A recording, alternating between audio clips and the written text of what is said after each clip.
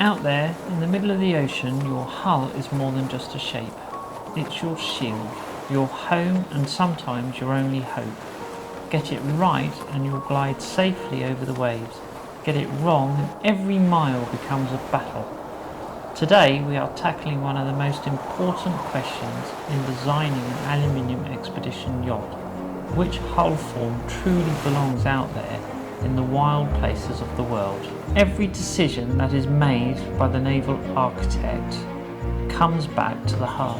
It decides how the hull moves through the water, how it handles storms, and even how comfortable you feel after days at sea. Performance, safety, construction's cost. They all start with the hull. So let's break down the options. First up, the round bilge. Smooth, continuous curves give it excellent efficiency through the water. A round bilge is gentle, predictable, and often more comfortable in a rolling sea. But when you're building an aluminium, shaping all those complex curves takes serious time, skill, and money. Next, the chine hull. With its flat surfaces and sharp angles, it's easier to fabricate from aluminium plates. Chines add form stability, meaning the boat resists heeling early on, a confidence booster in gusty conditions. But chines can slap and pound when you're driving into chop, and that can be tiring on long passages. And then there's the deep V. Aggressive, sharp and wave piercing, this hull slices through heavy seas like a knife. Great offshore, yes, but that sharp entry trades initial stability for comfort at anchor.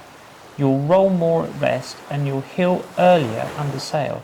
No single choice is perfect. An expedition yacht isn't just a weekend cruiser. It has to cope with extremes. Imagine creeping into a shadow atoll in the Pacific. Draft suddenly matters. Picture brushing up against an ice in Greenland. Hull shape can mean the difference between a glancing blow and serious damage. And think of a month-long passage across the South Atlantic. Comfort at sea becomes just as critical as raw speed. Every expedition hull is a compromise between these realities. Here's why aluminium changes the game. Round curves, doable but expensive. A single fair line can take hours of skilled plate rolling. Every choice here affects cost, weight, distribution and build time.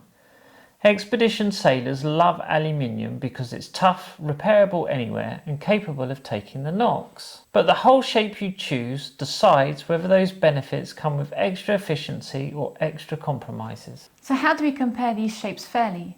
Naval architects use ratios.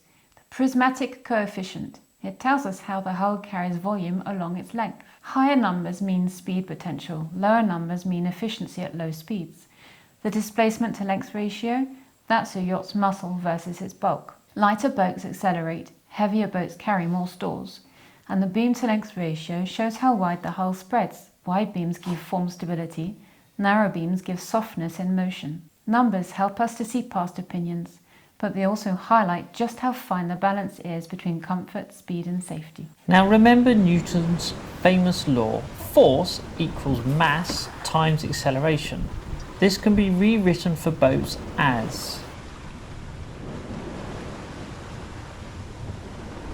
of course, Newton's law is usually applied to objects in air, and when a boat moves in the water, it moves the water around it as well, and this must be accounted for.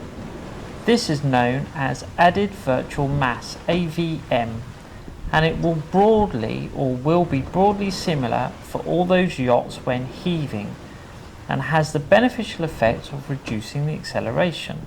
When it comes to rolling, weight is also an advantage, given careful design and metacentric height. GM is the distance from the center of gravity to the point where the vertical line through the center of buoyancy, when heeled through a small angle, intersects the center line. It is a measure of the initial stability or stiffness of a yacht.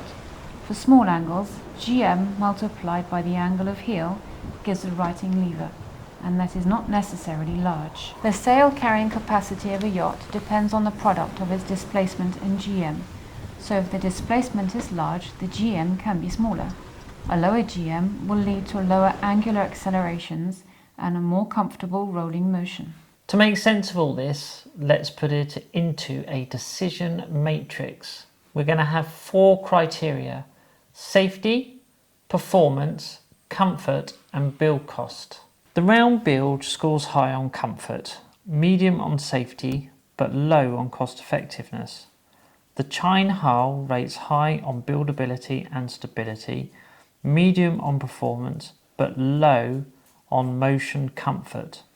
The deep V, high on offshore performance and tracking, medium on safety and low on comfort at anchor. You can see how each shape shines in one area but stumbles in another. Which one is best?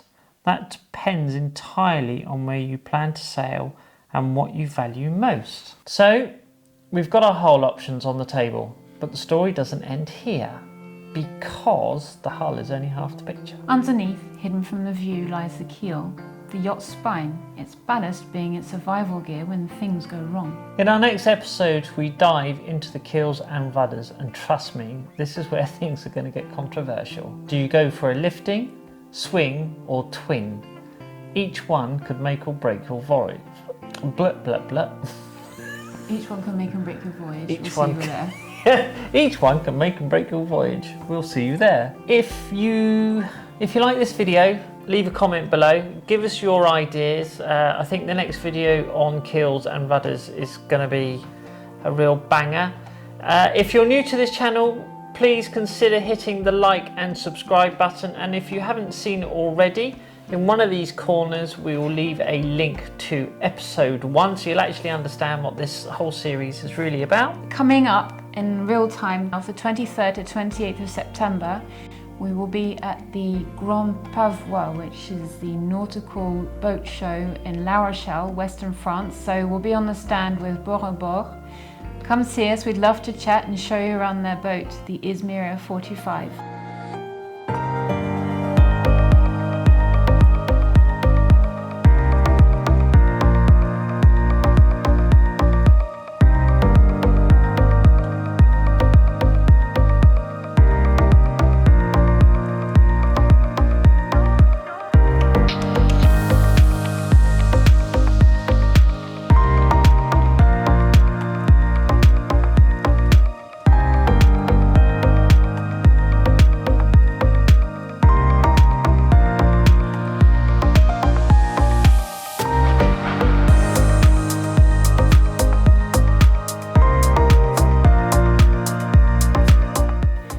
Also put a link in the description to that video when we did a walk around of the boat herself. And the new Ogham 54, I think. Yes, she's been constructed, so we'll do a link to the video of the boat build. She's not floating yet, she's only about halfway there. Being launched in 2026? Yeah, I think so, end of 26, so hopefully it'll be ready for the Cannes Boat Show. She's only about half cooked at the moment, it's got a way to go. So I look forward to seeing you there. Thanks so much for watching and see you soon. Yeah, hit the like and subscribe button.